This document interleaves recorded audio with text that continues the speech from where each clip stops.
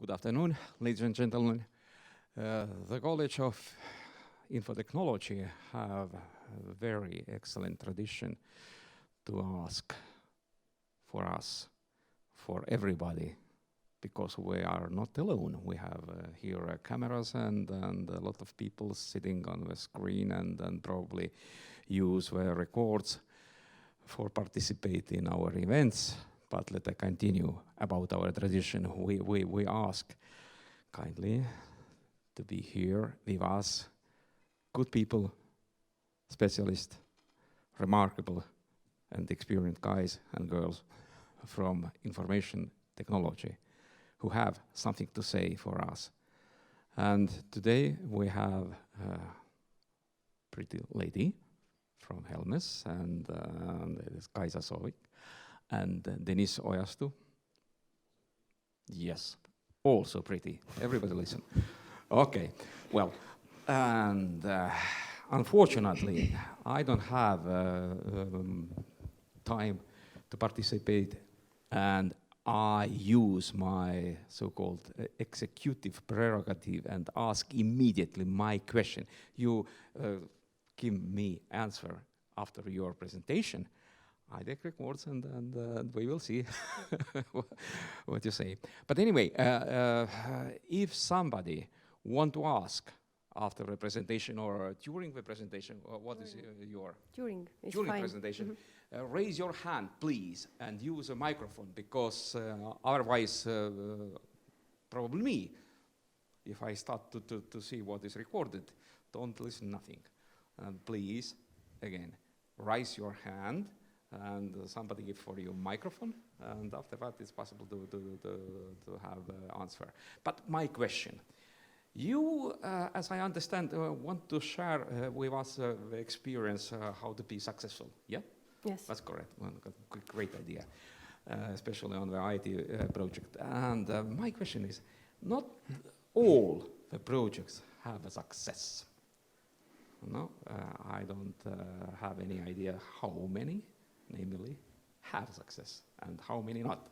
But my question, what is the main reasons why some projects not so successful and probably finish, let I say it, with disaster? Okay, what's the main reasons according to your understandings? But now please share your knowledge, experience and recommendation how to be successful. Great success for you. Thank you. Thank you. And the topic we will cover today is how to move from idea to working software quickly and successfully. And it's also about starting up quickly, so we already start well. Yes, we have this for this. So firstly, who are we? My name is Kaisa. I'm working as an analyst in Helmes already for 4 years. And mainly working with global tools for global customers. So we have many stakeholders, we have many countries involved. And previously I also worked in SEB Bank, and I studied business IT in Tallinn University of Technology. Mm-hmm. And my name is Deniss, and I'm one of the business area managers, as we call them, and I'm leading one business area consisting of several teams, and in one of the teams, Kaisa works, and we have been colleagues for almost 4 years by now with Kaisa. I started in Helmes back in 2012, and before that I worked in Norway in one IT company there for 4 years. I have education from Tartu University and then in Norway as well. And I have been part of several bigger and smaller projects, software projects, and mostly international, some also in Estonia, but quite many international actually. And we have also international employees, and that's also one of the reasons why we talk English now, although most of the audience we assume are Estonians, but as we see, this sector can't be kind of nationalistic only because we are servicing clients around the world, and we're attracting talents from across the world actually. Yeah. And why are we here to speak about this topic? One thing is that from the analysis side, what I do daily, I have really good knowledge how to be successful there, what to do already in analysis phase well, and how to do the right communication throughout the product lifecycle. And I am supposed to know how to do the part before we start even analysis. What do we agree upon with the clients? What kind of working agreements we have, how we communicate with them during the project, and so on. And a little bit about the structure of Helmes. We are more than 200 employees, and we are mainly represented in Tallinn. We also have a development office in Minsk. And we, as you can see, there are so-called business units, and me and Kaisa represent one of those business units. And Helmes has just celebrated 25 years of experience, which is quite good achievement for a company in Estonia. So we are as old as Estonian Republic after 1991. But before we proceed, actually, we have an audience online, but we have audience also here in the reality. If those that sit here, if you would raise hands, how many of you have been part of the real software development projects in the past? Part of that as okay. How many of you want to be part of the software development project still? Yeah, it would be surprising and sad if you wouldn't. So we have actually another question. Who has more than 5 years of experience in software projects as a developer, as analyst, as project manager, as architect, tester? Okay, we have some experienced people as well. That's good. So as Kaisa said as well, we really appreciate your questions. And you can ask the questions also meanwhile. You don't have to wait until the end of the presentation, but you can also do that during the end of the presentation. And those that listen to and watch us online, you can write to us email later on. We will definitely reply. We will give the contacts as well if needed. But please, if you have some question, raise your hand and we'll give you a microphone and accept your questions. Okay. And then regarding delivering quickly and successfully a software project, then what it means to be quick and what it means to be successful. So firstly, it is really important that we build the right thing. We do not what we have asked to do, but we do better. We understand the real need. And usually the customer doesn't come with a real need already. We have to find it ourselves. And when we build the right thing, then it means that it's the software that we are building is well received by the users. So they are happy to use it. They see that it was needed and it has been built like it should. Then it also a really important thing is that we serve the business goal. And this is a really hard thing. So we have to struggle to understand what the actual business need is, why we need to build this product. And also the software, it needs to be done in a best possible way, given the time we have and given the budget that we have. So we always have to think about the good quality. It doesn't matter that maybe we have less time. We have to be good in quality. We always have to deliver in time. But of course that we are agile, so there might be changes, but then we communicate these changes to the customer. And then we agree the way forward together. Then there are no surprise costs.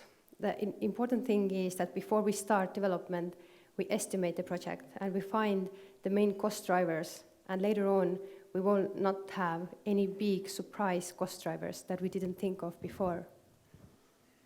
And also, in the end, it creates positive experience for everybody, for the customer and for the development team. So actually, it normally leads to new initiatives, new projects that we will have together with this customer. Yeah, no, I wanted to say that this is something, the first part that Kaisa mentioned is something that we really believe in, and definitely Kaisa and me, but also our colleagues, we really want to do something that is good for users. My first ever IT work was in customer support in Norway, so I almost was wearing something like that and answering phone calls. Hello, how are you doing? Actually, I was not answering that many calls, although there were also, but a lot of emails. And but then this mentality of answering those emails and getting things done and making users and customers happy is something that is I truly believe in. And we don't want just to build software which is kind of within budget and within specifications and within time. We want to build software which is good for users. And also, Kaisa and me, we have mostly experience from a type of company like Helmes, where we build software for our clients. But actually, a lot of these experiences can be brought to the companies which have their own product, like Skype or TransferWise, Spotify, or you name it. Because you have your own customers within the company, you have the customers all across as well. But when we speak about our customers, we mean customers from outside of Helmes normally. Mm. And then it actually is so that there are many projects which actually fail. And this is not due to lack of programming skill or lack of technical ideas how to solve these things. But we have seen it is really often due to lack of communication. And this is perhaps the easy answer to the question that was already brought to us by who was that exactly? The director's deputy, I guess, that was presenting before us. So it's an easy answer, but it's not that easy to do. There is not like a straight rule how you should do the communication and which phases. So the communication is the key. But how much is enough? And how much is too much? And what it actually means in day-to-day work. How should we do this communication throughout the project lifecycle? And this is something that we will tell you about today, how we do it at least. Mm-hmm. Because why we picked up this topic, because we feel that quite often when at the universities or in the books or in the trainings, there is a lot of focus on management methodologies and on coding methodologies and so on, and in agile methodologies as well, for example, but not so much focus on how do you actually structure communication within the team, with the clients and so on. So this is something we will try to cover during today. So what is usually optimized? This is something that most of you, I guess, have heard about. This is the sacred cow of the agile world, that we work in iterations, we do planning, we do retrospectives, and there is a lot of involvement of client and development team. So this is not so much news, and Helmes is working very much in the same way, but many other companies work in the same way as well. And this we call development cycles. It can be iterations, can be sprints, it can be project size and so on. But what we believe is that this is only something which comes after. There are important steps that you need to focus upon before that as well. And the very first step that we believe is important to focus is how do you actually start the cooperation? How do you agree? As you can see here on this slide, you have a development team and you have clients' representatives. How do you actually, a fancy word, how do you articulate vision? And how do you do expectation management? We'll cover that in more details, what does it actually mean? But before we start develop something, we need to agree what do we develop. Sounds very logical, right? I think nobody would probably argue against that, but there's methodology around that, as we believe, at least. And that's not the only thing. After that, what happens next? There are series of different touch points or meetings and so on, where you first you present what you discussed, how you understood what clients want. So first you listen to a client, you reflect on that, then you present it, and then you agree on something. This agreement, so-called agreement, can be a real contract, can be email, can be just handshake, whatever, depending on the size of what we do. But there has to be some agreement. An agreement is not only if you fail to answer our emails, then you will get fine of 2,000 euros per month. It's more agreement on how we work together. And then there is something we call kickoff. So it's a cooperation initiation. And then these three phases, they need to be coming one after another. And we'll talk to you also what happens if you don't do those phases that are marked with green before you start actually developing things. Next one, this is actually the cornerstone of our presentation. We'll cover more, if it's not very visible what's written there, we'll cover it next. But in broad lines, we start with this vision articulation. We proceed with cooperation setup, and then there are so-called development cycles. And there is this cycle that we'll talk about later on. But first, when we start with the vision and expectation management, what is the goal of what is the so-called communication goal? Because we don't speak about overall goal, we speak about communication. As Kaisa said, this is something that we want to make sure that communication is important. First of all, we agree on what is the client's need and what are the limitations. The first one, I think, is very obvious, and I think nobody forgets that. Normally we always ask, but well, what do you need? What do you want, right? But then we often fail ask, and we sometimes still fail doing that. It's necessary to say that a disclaimer that what we present here, we almost always do that, but sometimes we fail as well. And you know, we are fairly young people still, so we hopefully we are allowed to fail, but hopefully we're also failing less and less. But the question that we sometimes fail to ask is the limitation. What is your time limits? What are your budget limits? What are your technical limits? And there has to be some limits, you know. And if the customer says, of course, we have no time, we have no budget, and we want everything, then we say, no, we are not going to build that. But you need to ask that, and very, very much in the beginning, because otherwise that will hit you or hit us later on.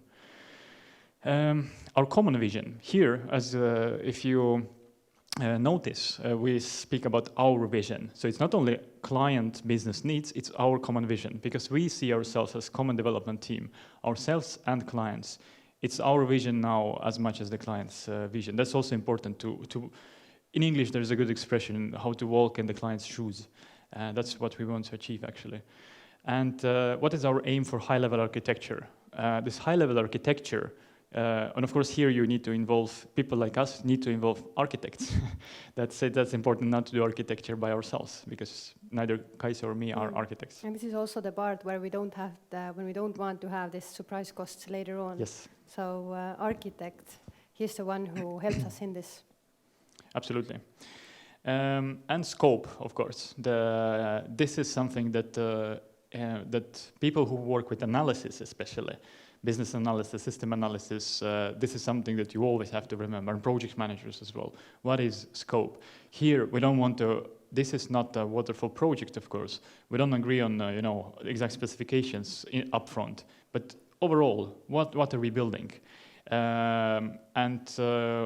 We also present you some tips how to do that, how to present how to ask for scope, and priorities. If you need to choose, what would you choose from? And next, we wanted, when we prepared this presentation, we thought not to have it too theoretic. We actually wanted to give you some ideas how we have been doing that. So, of course, one thing which might be obvious for you, but since we work with international clients, this is sometimes a thing we demand, actually, or we say, we can't do this project if we never get to meet you in person at first place. Because you can't be trusting us, we can't be sure that we captured everything, because as you know, a lot of communication is happening through, you know, expressions, visual expressions, body language, and so on. And it's also good to go with your potential clients, you know, to have a dinner together or lunch and just talk about social stuff. But it's very much important as well to invest. Either we go somewhere abroad or we invite clients here to Tallinn, but we have to have face-to-face meetings. This is something that is actually not only about this phase, but always we believe in this just-in-time principle. This is the principle actually which started all the agile agile philosophy, just in time, just enough. So we don't do a lot of analysis here. We don't do architecture here. We don't do a lot of pre-work on this phase, because this is only the vision and expectations. We do just enough. And then when we go into details, it's very important we say, dear client, it's very interesting. What you say is nice, but let's cover it in 3 months from now, because it doesn't seem to be crucial for what we want to achieve. And it's actually sometimes difficult to say that. It's like, oh, what I say to a client, you know. But actually clients appreciate that. They like to be structured. All people like to be put into frames. And this is something that we do as well. And the same with the visualization and documentation, how much you do. Phasing. Phasing meaning, again, the human brain structures or functions in that way that it's very difficult to capture complexity. If it's a large project, we need to divide it into chunks, into something that we can manage kind of mentally. And what we do, we normally say, if you were to choose a product that will be launched in 3 months from now, what do you definitely need to have in the day one? It will be a not very functional product. It will be barely enough for you to do exactly what you want. It's far away from vision, but something that we can launch quickly. It can be 3 months, can be 1 month, can be 2 weeks even.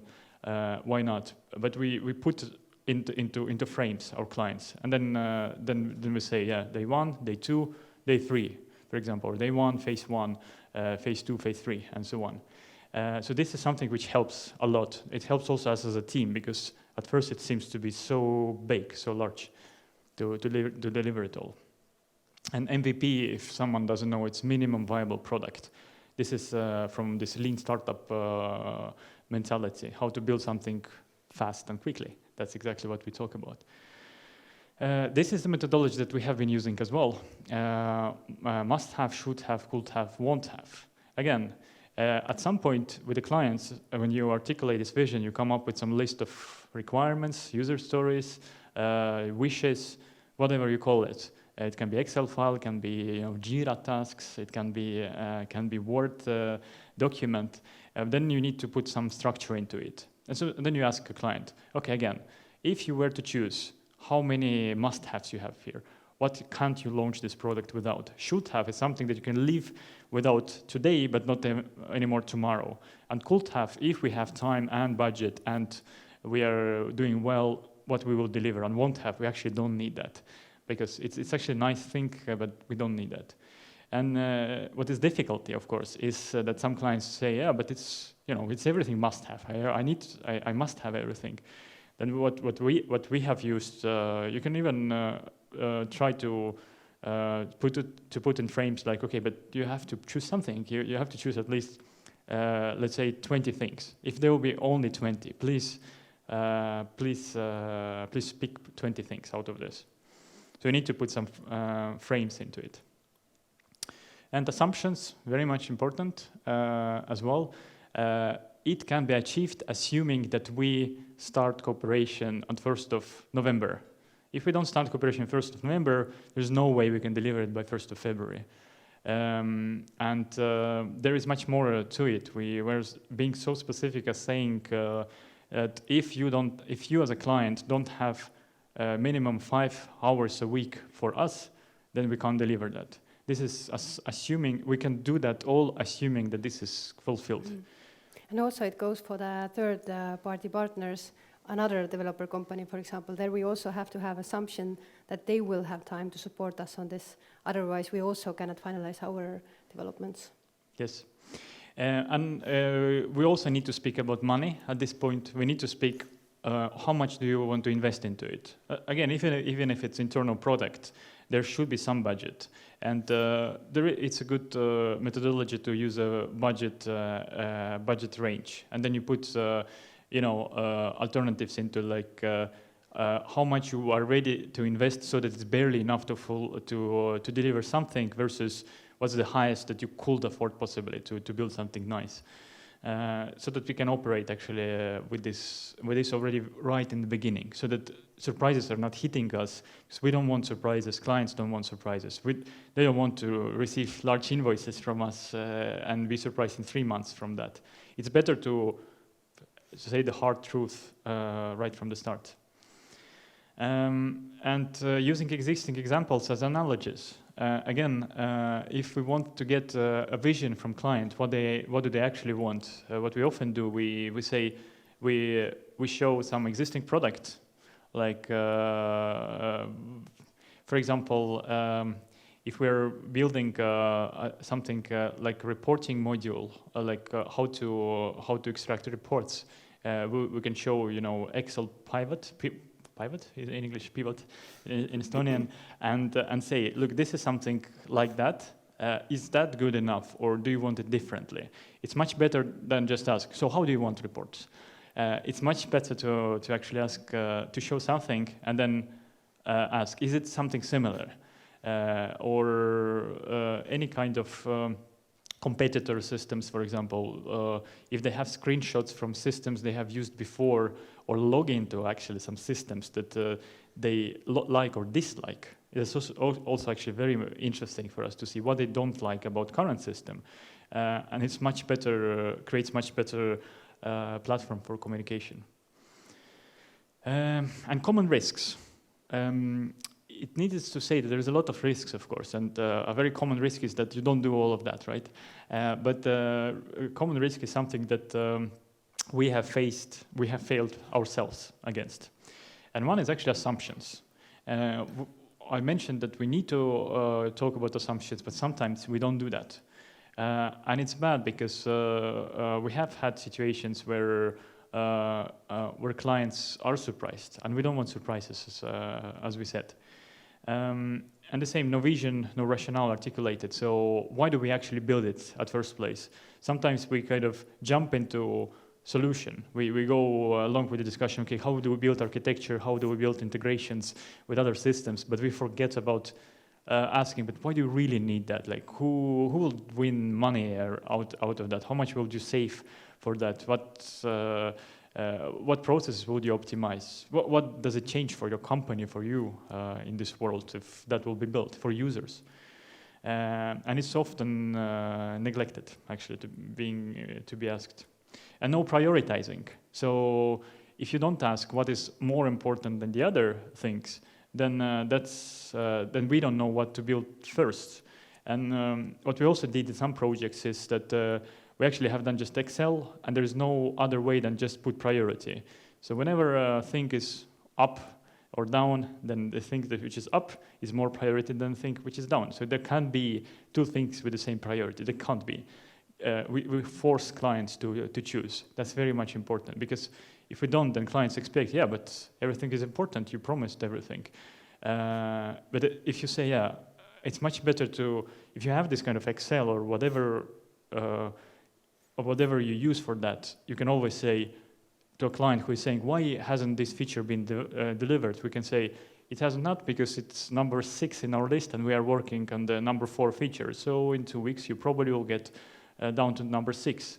And clients is not exactly happy about that, maybe at that moment, but in the long run, they actually are, because we say a concrete thing to them, and it's transparent for both.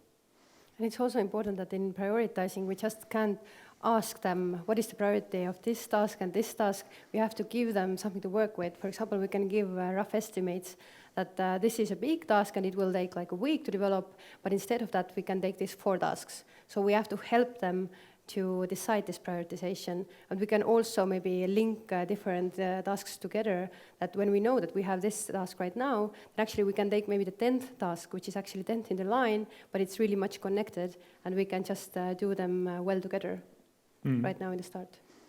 Exactly. So that was about vision and expectation. Next one is cooperation setup. So imagine that we have agreed, we are building this nice product, the assumptions are those, budget is approximately those, and so on. Again, this step is often skipped. Then we say, okay, let's start planning, let's do iterations, let's do coding, let's divide the tasks and so on. But we actually don't talk so much about what does it mean for us and for the client? And here we need to talk about kind of rules of the game. And again, all people like some kind of frames, some kind of rules. If you're coming to this IT college or any kind of university to study, you are given quite a bit of freedom compared to how university was 100 years ago. But still, you have frames, right? You have you get the grades, you have time schedule, and so on. It's actually good because you don't have to think of all the complexity, and we need to also to build something like that here. And how do we do that?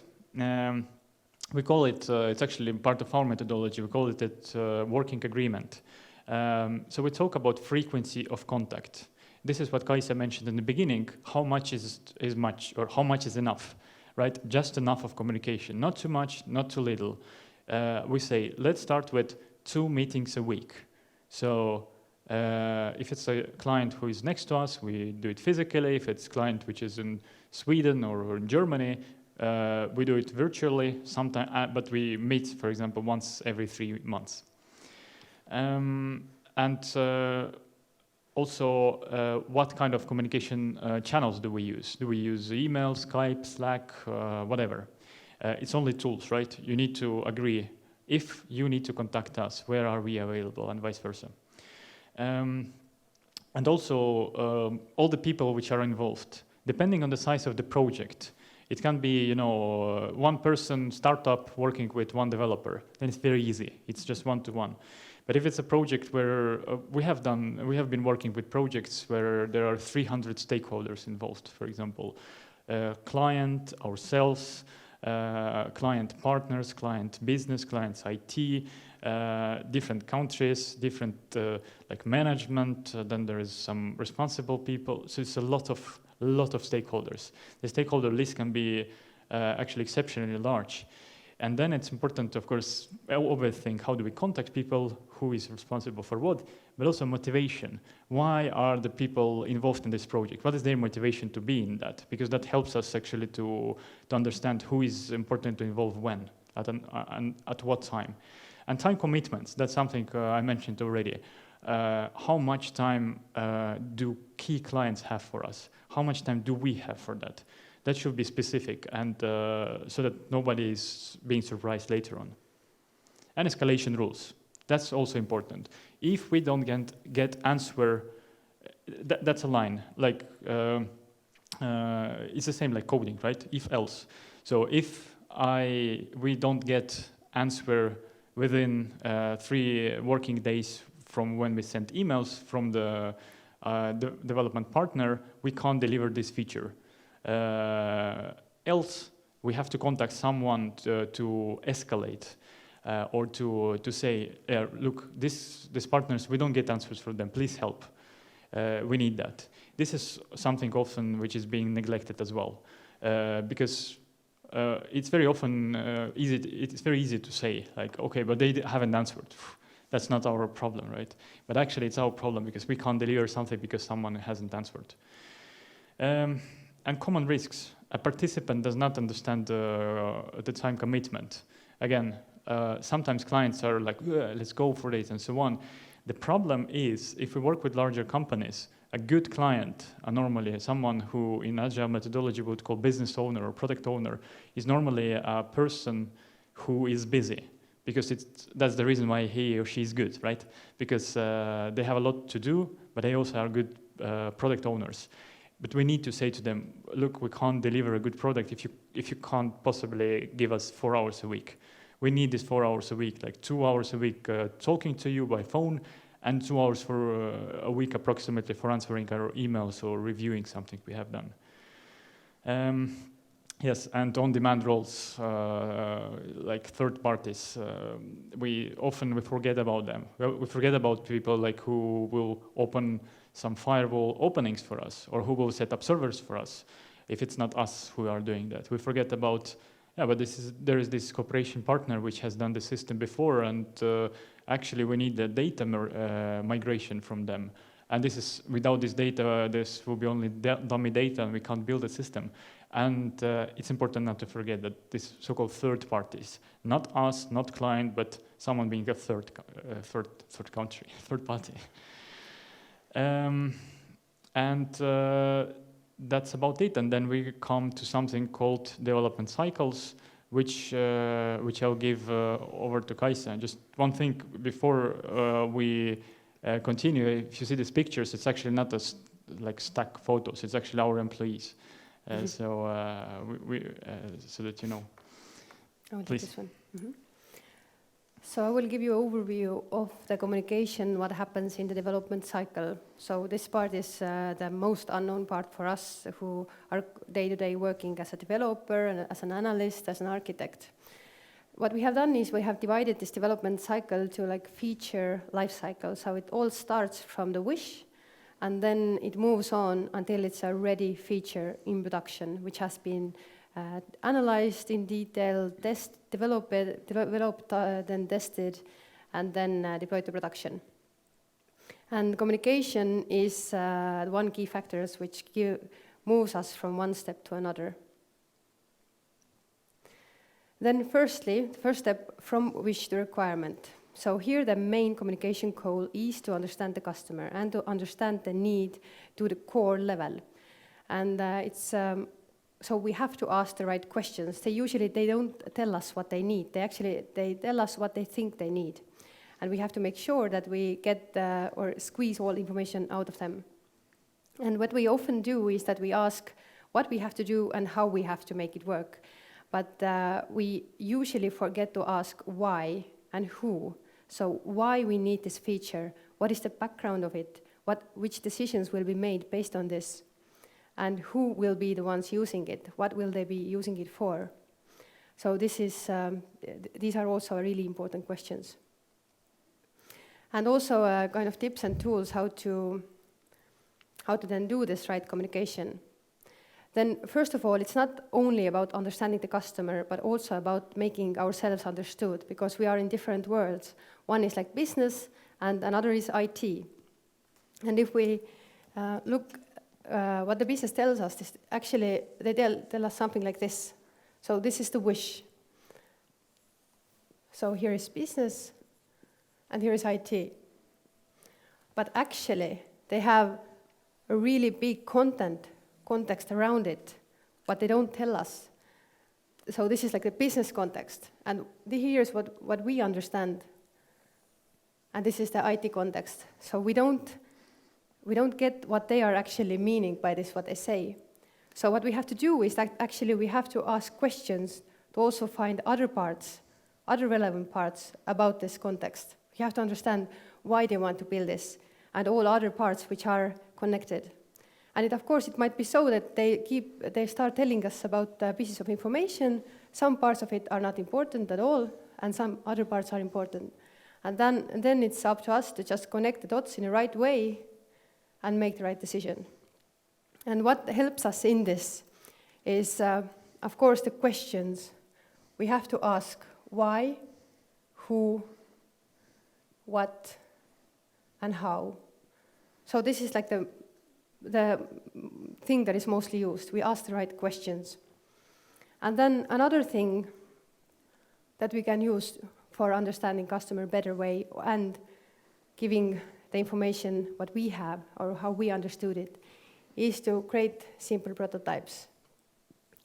And this is, the visualizations are a really good way of getting to one page with the customer. And another thing is process diagrams, which also work really well, because then we can go step by step. We will add all activities here. We will have manual activities, we will have automated activities, we will have the decision points and everything. And this works actually, it's like a translator. It's like a Google Translate, or actually it's a lot more smarter than that. And this is something that translates what they mean and what we understand. And when doing that, we can actually make a better software. Then we can make the software that they really need, that really fulfills their business goal. And also what is important is that these kind of prototypes, they don't have to be always dynamic. We can just use Paint even, what I use actually daily, to create good enough prototypes. And then when it comes to these process drawings, then also here what we have to understand, they have to be simple and they have to be understandable to the client. It's not about the standards, it's not about the UML that we are using their UML standards, for example, but it's only about understanding each other. And where do we ask these questions? Where do we watch over these prototypes? And where do we create these process drawings? We have regular meetings for this. So this is the R&D, which is written there between wish and requirement. And there are a couple of definitions for R&D, of which one is research and development, and another one is research. Review and design. Review and design. So, but what we actually do is that we, during this cooperation setup, we already tell the customer that we want to have R&D once, twice a week, 1.5 hours, up to 2 hours. And so we agree already like regular time when we will meet over telco or face-to-face then. And then during these meetings, we take topic by topic and we go into the details. We ask the right questions. We do the solution, work on the solution together. And what the regular meeting actually gives us is that we have time to prepare. We always know when this meeting will come. So meanwhile, we can prepare. We will collect all the topics, the questions, so we don't have to fire an email away always when we have a question or get a phone call. And also, actually, it's good from the business side. They all also have this right mindset already that we will have this meeting, I have these questions, I will ask these questions there. And we keep them involved, and we keep the project rolling all the time. We keep the flow right. And then also, what we have seen works really well is real-time notes sharing. So I, as an analyst, take a lot of notes. And then if I take the notes only by myself during my computer and everybody else doesn't see them, then they do not feel like involved enough. And they don't see what I'm writing there. And actually, we don't have the common understanding what I will write there. And so it's really important to share the notes, also during the face-to-face meetings, but more even if we have the meetings over telco, because then you don't actually know if they understand or they don't. They are usually always a little bit too long, quiet. Then when I show the notes real time, then it's easier for them to listen, to work together with me, and to feel involved. And then the notes also work more like a contract between business and me. And I don't have to work that much after the meeting to clean them and send them out because they saw already them anyway. So I can as well send them out like this. Yes, and as we discussed as well, sometimes it happens as well that clients say, wait, but you misunderstood me. I meant actually different thing. Yeah. And this is actually really good.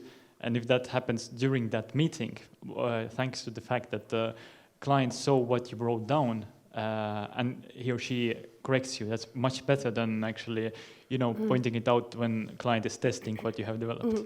Yes, so this is a really good point. What we write there, we will write like decision, and we underline this, we put this to bold, and then everybody sees that this is the decision we together made. Or when we have kind of options how to solve this thing, then we write down option 1, option 2, and then they will visually see which options do we have. And the next thing is just in time, just enough, also what actually Denise pointed out earlier. So here also, in this phase, it's really important to speak about the right things, not too detailed yet, for the things that will come in phase 3, for example. If we have like phase 1, phase 2, phase 3, then right now we should focus on phase 1 requirements. But we have to, of course, keep in mind the end goal as well. But we shouldn't speak about the details of phase 3 yet. Yes. And then also offer alternatives, because we are not here, a development company is not here to just go with the first solution that pops in our mind. We have to, this is our work, to offer the alternatives, because usually there are many solutions what we can make We can solve this requirement in million possible ways, but at least 2 or 3 alternatives is good to have always. And also I have one example, but where we asked this question, why? And it helped us to build a better solution. So firstly, what customer wanted is that they wanted a report. Okay, firstly, about what customer was it? It was, it's a retail customer, they have like online sales, and they also have shops, and they have this central warehouse. And when the sale is from online, then the stock is taken from the central warehouse, but it's from shop. When you go to shop and purchase something, then the stock is taken from shop stock, and these shop stocks get replenished from the central warehouse. So when the stock is 0, then you have to order some more goods from the central warehouse. And what the case was with this case is that they wanted a report which shows in which shops, which products are in 0 in stock.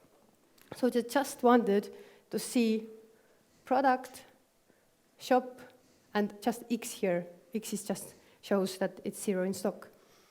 And then when we asked, why do you need this report? Then they said that we want to get it because then we understand which products are in 0 in stock, so we know that we will order them more. And then when we now know why they are using it and which decisions they are making based on it, then we told them that we actually have also the stock number for the central warehouse. So we added the central warehouse stock number here. So this was the worst column. Because when the central stock has 0 as well, then it doesn't help them to know that shop has 0 in stock, because they cannot order it more. And another thing what we also added is the information about already ongoing orders, if somebody already had ordered more stock to this shop. Because we had this information in the system, so we can add it to the report, and it's also they can make a better decision now, because they see from this report we have this in the stock in shop is 0, but it's already on its way, so we don't have to do anything about it.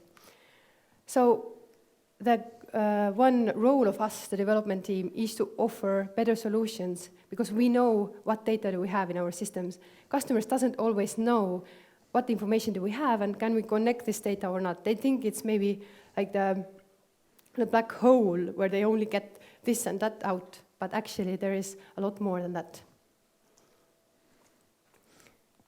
So, which common risks can happen in this step?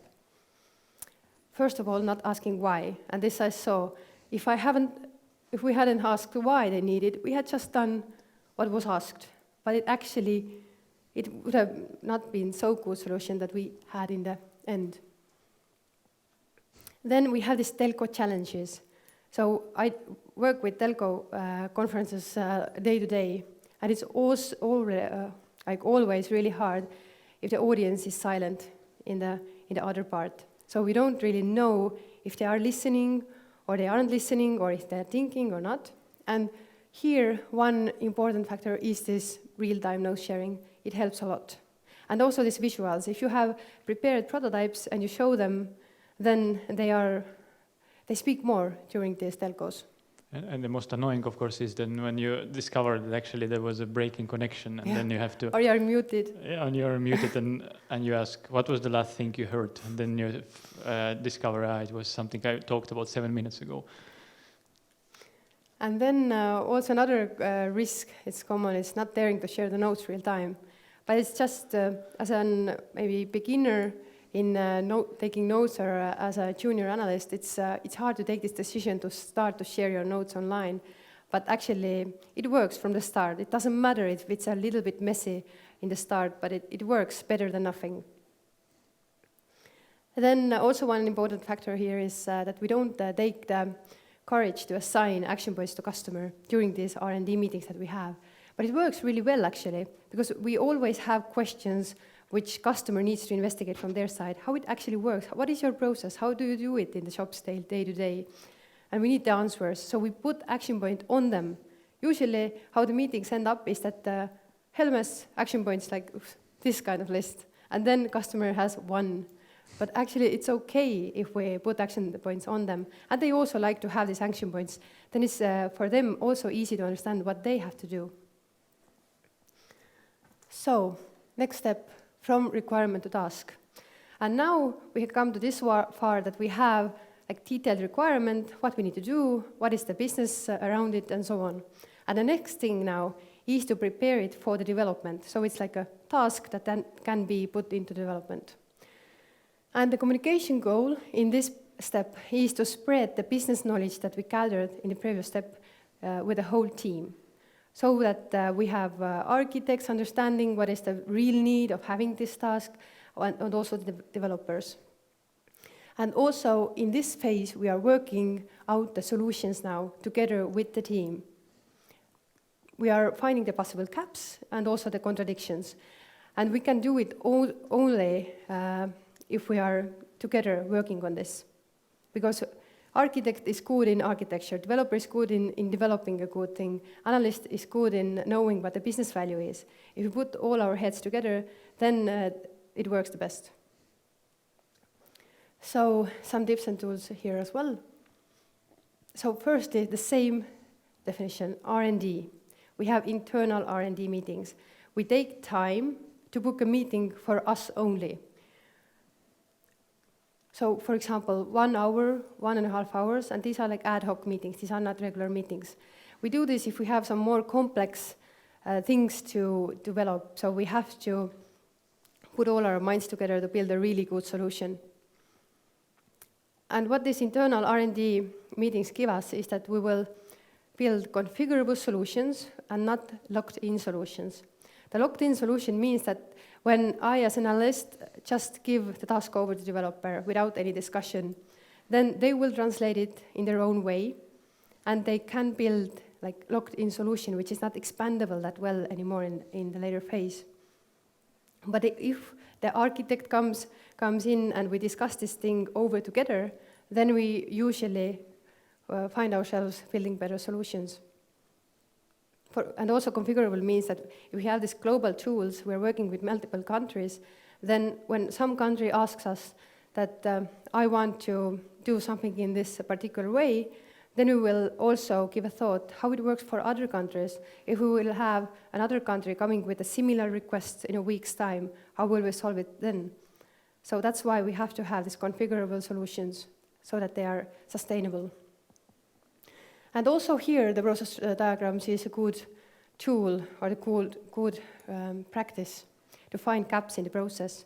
Sometimes it's so that if we start like drawing these process diagrams, then we will find the gaps which we didn't think about in the start.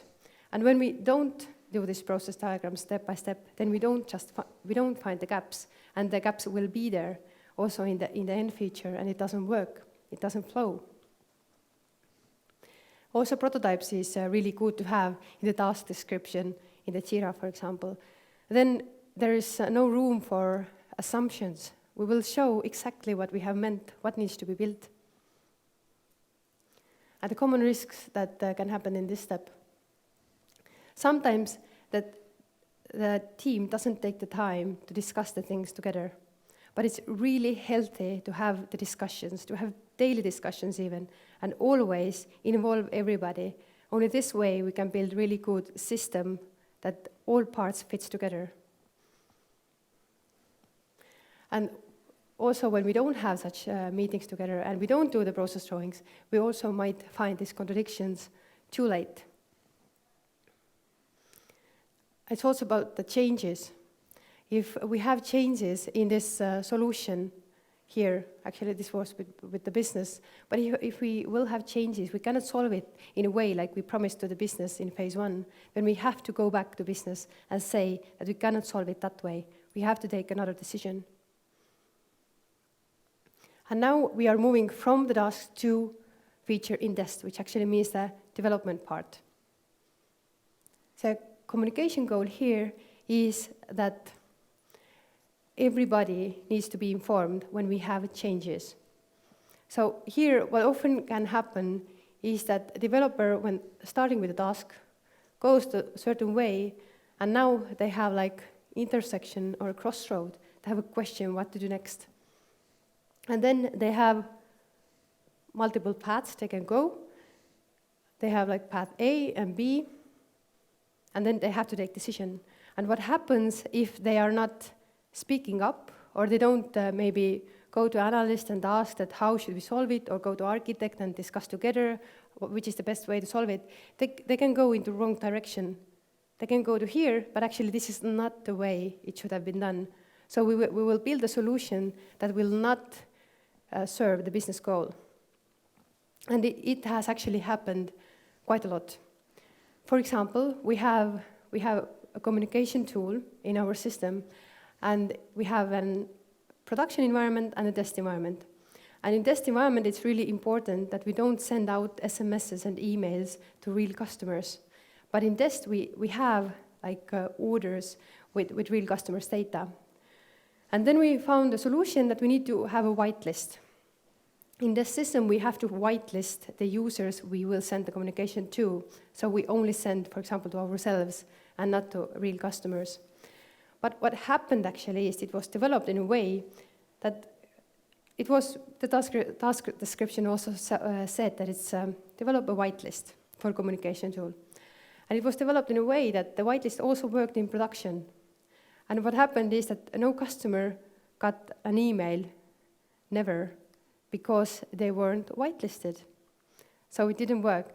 And if it had been that the developer maybe knew the context, or if the communication in the previous steps have been done well, then they already had known the context, and they would have understood that we have to have the whitelist only in test, and we shouldn't have it in the production environment.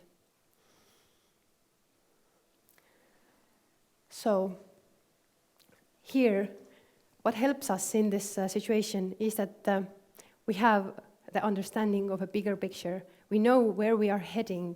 We know the path we should take. We know that here maybe this way leads to Rome. It's not this way. This doesn't work. And when we understand the bigger picture, when we understand the business need, then we make better decisions. And it's necessary to speak up when you have a question. So these parts are really important. When we have a place where we have to take a decision, and the whole solution depends on this decision, then we have to speak up. And even if necessary, we have to go back to customer in this place here. And we read from everywhere that we shouldn't assume anything, never actually, because this is really bad. We have to find facts. We have to go back to business if we have additional questions, but we shouldn't assume. It mostly ends really bad. Then, small things that really work is that, for example, we are using Jira in our day-to-day work, and when a developer has done with the development, then they just fill in a short sentence about how did they solve it. What is the final solution? And it works well because then we all know what the final solution is. And also, he can write there which parts of the development tasks were left out and for what reason, that we all know what was actually developed. And also, what is good for testing later is that the developer gives some ideas, what is the best way to test this feature that they just made? What tests have they already made themselves? And if we need some kind of data for doing the tests, then they will give some guidelines there. And the common risks that can happen is that the questions are not asked in the right time. It is really often happens that we still go to this B here, and here we understand when we are taking this task to test, or even more bad if we find it during demo to customer that it doesn't work like it should. And then we have to go today anyway, so we have to do this additional development of chasing this feature. So it's always better to ask and speak up. Change is not communicated.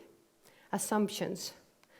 We often do assume, and that's bad, but we still do it.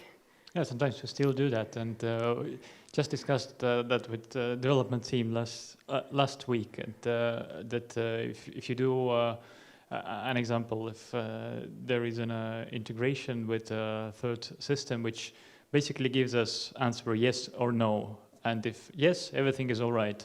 If no, then we alert user, right? something is not working properly. And the way we have built it is so that we do display of alert that something is not working, because we assumed that we need to alert if there is a problem. But actually, the client's wish was not only that, but it was also to get confirmation that everything is all right, that you as a user get a confirmation. Yeah, you get the answer yes whenever it's working well. So it's not only that we want to put an error message, but we actually want to put confirmation. And also this communication throughout these phases is also really overlapping. So when you do a really detailed analysis and you write everything down, then maybe we don't need that much of this kind of internal R&D, or we don't have these kind of questions, but we have to find the balance, because analysts also, they don't detail that much down. We don't write like 10 sheets of documentation for one requirement. So this communication has to be balanced. We have to have some communication between each step of there. So the next thing is from feature to feature in test, to the real feature that works in production. And the most important communication goal here, of course the testing is also really important, but the communication goal in this phase is the demo. And we do it also in our projects. In every 2 weeks, we have demo to customer, and we also do it over telco, and we share the screen. So we have to really work hard to prepare for this demo. We have to see that everything works. We have to pick out the test cases long before and all the test data. And the communication goal for the demo is that when we are having the demo and we have many stakeholders on the customer side, then nothing should be a surprise to them anymore. In this point, they should already be confident what is developed and what the solution is, because we have together worked on this solution with the customer. So firstly, the preparation of the demo, picking out the demo cases, what to show the customer. There are always tasks which we cannot demo, and this we just don't demo. We will demo the cases that usually works, and also the ones that give something if they are shown like dynamical way. Then we have to find a stable environment to do this. We have this developers, machines, and we have test environment, and we have production environment. And usually we cannot use the developers' machines because they might be doing some things there during the demo, and then it blacks out at some point. Then during the demo, this is not the place where we gather lots of new, we start analyzing new things. What we have to do during the demo is we have to keep this feedback really short and concrete. And what we do then, we will write these things down as new ideas, and we don't start analyzing them there. We'll put them into the R&D topics list, and we will discuss them further. Otherwise, this R&D will be like a multiple hours and the whole day thing. But usually during the demo, we only show the things that we have developed. So all new ideas go right away to the R&D topics list. Then also during this phase, we are sending out the release notes, which is also really good for the good information about all the stakeholders and key users of the system, what new is to come there. And these release notes have to be well readable so that everybody understands what we are talking about. And also one part of communication, what we do when we deploy to production, is that we always inform with a simple email all the key users that we have now successfully deployed to production. And what happens a lot in, what can happen a lot during this phase, during this communication, is that there are surprises during the demo. And we also had it at one point that we had actually lots of surprises there. And how we solved it is that we agreed that always when we have changes in user interface, then we firstly go over these changes and agree on them during the R&D analysis meetings. So here in this demo, customer already knows what to expect. And then what also might happen during the demo is that we start going into details with these new improvement ideas that comes from the customer side. But this is not something that we should do during the demo. This we should just list down and go on with the demo. Of course, if there are any any comments about this concrete feature that it works like it shouldn't work, then we go more into details, but not with new requirements. And also what can happen is that the demo is unprepared, then this is a really bad thing. Then it can be that you don't have this demo cases that you will show, you don't have the correct demo data, and we are wasting everybody's time. So that was about the development lifecycle. Yeah, guys, if you can put back the previous slide, then what we didn't mention is that why we call it development circle is that things also can come back from, of course, if the feature hasn't passed the test or acceptance test, then it should be, redeveloped. But sometimes it happens even earlier that we think we have a requirement, we start working on that, but then we realize, oh no, we actually miss some important pieces, and then we go back to client. But it is needed, and this can only be solved by communication, as we have said before. But yes, what we wanted to point out towards the end is that it's all nice. It's all nice and structured and understandable, right? How a feature comes to life. What's the life cycle of one feature? Where it starts from? It starts from idea, and then we become feature. But what makes it difficult in our business and our in larger projects is that you have a timeline, but you have a lot of that kind of parallel features development happening.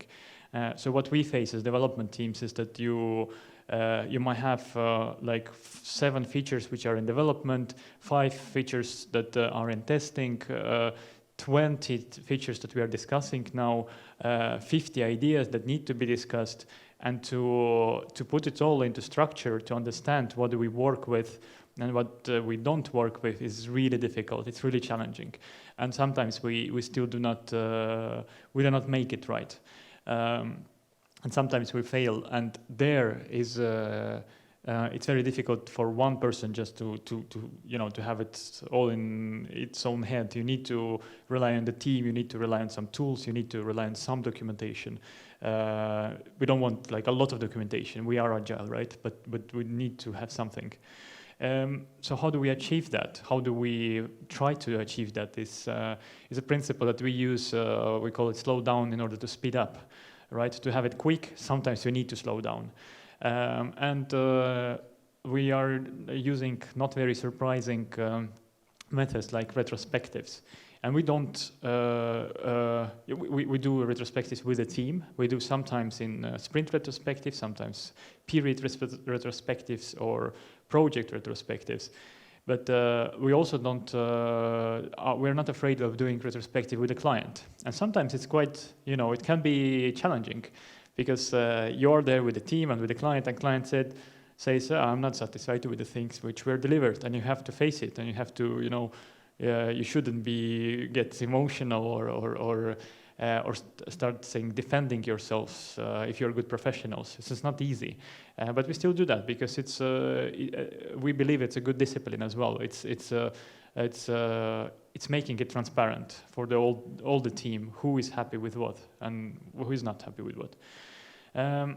We ask for customer satisfaction and we ask for feedback. We ask specifically, how are you satisfied with this? Were you satisfied with cooperation and so on? We have specific meetings for that, only for that sometimes.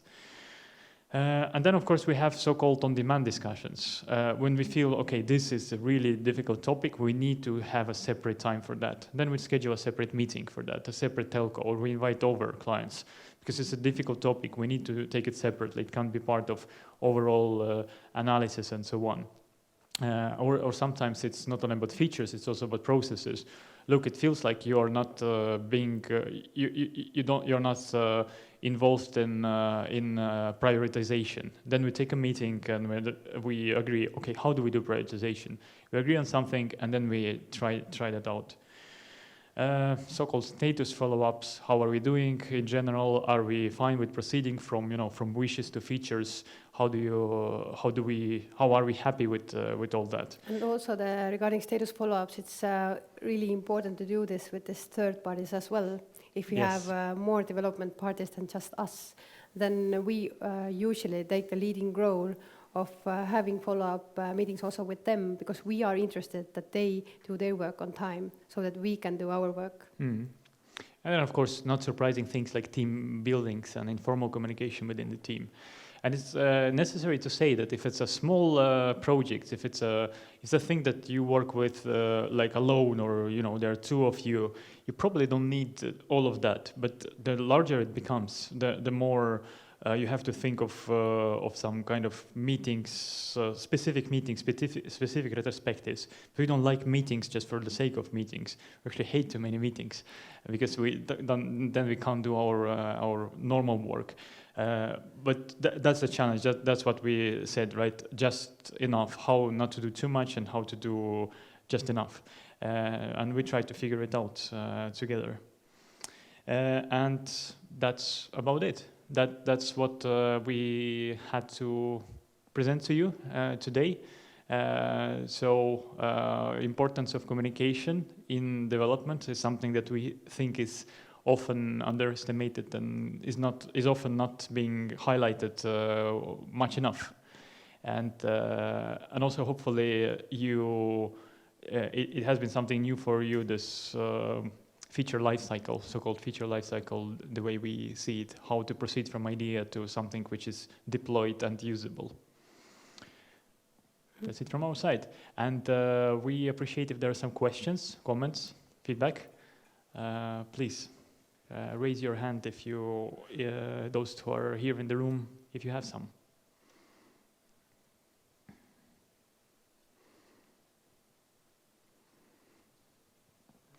There's a question there. I'm not sure, I wasn't sure to ask this here because it's maybe too specific to development, but what's your process on understanding how much to optimize on, or to focus on optimization when developing the MVP part of your software? When we're talking about not performance critical software. So how much to focus on optimization versus getting this thing done quickly and to the, releasing to the customer? Mm-hmm. I would say that it's always good to see what options do you have. For example, if you want to go with this way that you want to optimize the solution, then how much bigger and how much more complex solution it will be. But what we have seen that when we don't build optimized solutions and this kind of configurable also what we have done on our side, then at some point it will come to haunt you in the future. So you have to do it right from the start. Mm. But it, of course, it also depends on the project and the budget. And also if this is like a mission critical requirement or not. But I would also, coming back to communication and communication with the client, I wouldn't be afraid asking that from the client. Whoever your client is it someone paying money for you? Is it your internal colleague who is actually a kind of owner of the system? Because you're saying, look, there is this option that we do optimization and we evaluate that it takes us 20 hours or 1 working week. If we do that, you gain with that more robust system that can be okay also with the load of that many users. If you don't do that, in the short run nothing happens, but you risk this and that. So if you're able to put argumentation to it, actually clients love it. Clients actually appreciate us giving those suggestions. How can we optimize? But they actually also want to hear what does it give to them, because it's working on something is always a cost. And there's always a cost, meaning that you do something instead of doing something else, right? But I would ask client actually as well and put argumentation to them. All right, thank you. Thank you for question. Any other questions? Or comments if someone of you have been in software development, if you feel it's kind of feels natural to you or things that you don't agree with, maybe. It's also interesting to hear.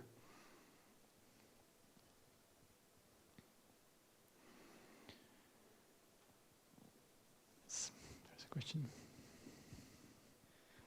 How long has it took to develop this exact process, and how changing it is in time? I think it's a journey. It has been a journey. I think it started when the software development has started, and then it's proceeded with Agile Manifesto and so on, because many of those things is not something we have invented. We try to put them into structure. But if you talk about specifically this kind of structure, I think it's not only us, it's also our colleagues that we have been working with. With failings and winnings and so on, I think we're still there in this process, but at least 5-6 years in total from Helme's perspective. And also regarding how often it's changing is that when we are having this kind of retrospectives, which Denise also talked about, then we always touch these topics as well. Is there something we can do in our processes in a better way that helps an analyst or a developer or an architect or a tester? And that's why we have also actually quite recently added this kind of thing, small things I talked about, this kind of comments to Jira about this final solution, and also comments and guidelines about testing. So this is actually needs from a developer a couple of minutes because he has just done this. He still knows what was done in detail, and it really helps me a lot as an analyst to have this information. Mm. I would say about changing that we don't change principles probably, but we do adjust it. So we don't change principles like you have to communicate with clients. You shouldn't be assuming. You should be having a process from wish to feature. But how do you do exactly? For example, I mentioned to you, we agree with clients. Okay, we meet twice a week. Then at some point we discover, but our meetings are so short. We only have 20 minutes. Why to have it twice a week? Let's have it once a week. Let's try it. Or let's invite someone else. And that adjustments is constantly. But for that, sometimes you need to do exactly what I wrote here, as Kaisa mentioned. You need sometimes to slow down and say, look guys, how are we doing? Are we happy with the current process, or can we improve something? Thank you. Thank you. Any other questions, please?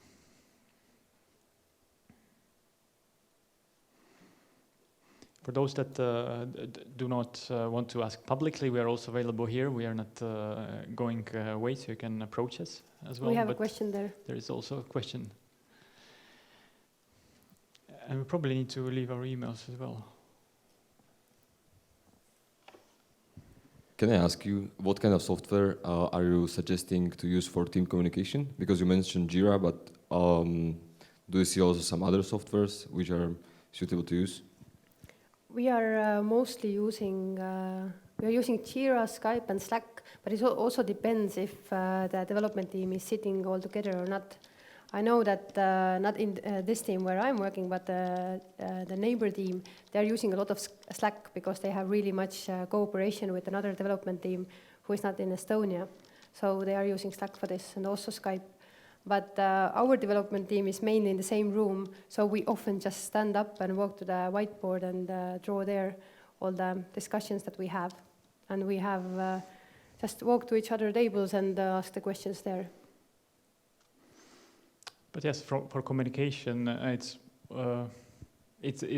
we have tried different things: Skype for business, Slack, Jira, email. Maybe something else. Everything that works. Everything that works, yeah. And something for seeing the overall picture? For seeing the overall, okay. Like not only communication, but also the project overview and so on. Yes, because sometimes people might be interested to see the whole picture. Mm. Here we are using Wiki quite much, and also here we have this kind of internal R&Ds, and there we are spreading the knowledge about what is the business goal as well in the end.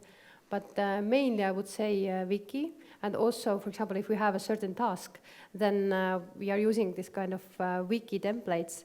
And if you are describing a task description there in the Wiki, then you, in the template, like one part of it is the goal and the background. So you have to fill in the goal as well, as at least like one sentence, how it fits to the entire project. Yes, and depending on the size of the project, for larger projects, it might be better with Atlassian tools, for example, like Jira and Confluence/Wiki. But we have used for smaller projects Trello, which is also free, where we have been using also what is it called?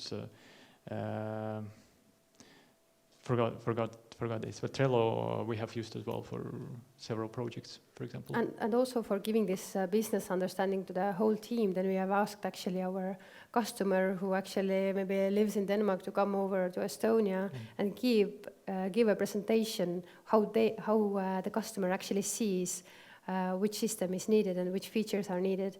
And this is really good for the development also to get this like direct feedback from right from the customer. But we have even used Excel, to be honest, for some smaller projects, especially in the beginning.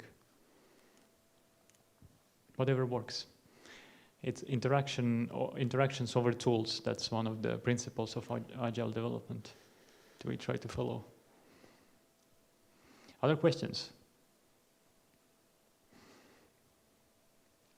Meanwhile, I wrote down our contacts if someone of you has any questions or some people who are watching our presentations right now in online, you can write to us anything you want to know. Okay, but thank you very much. Thank you for coming here, and see you soon next time. Have a nice day. Thank you. Thank you.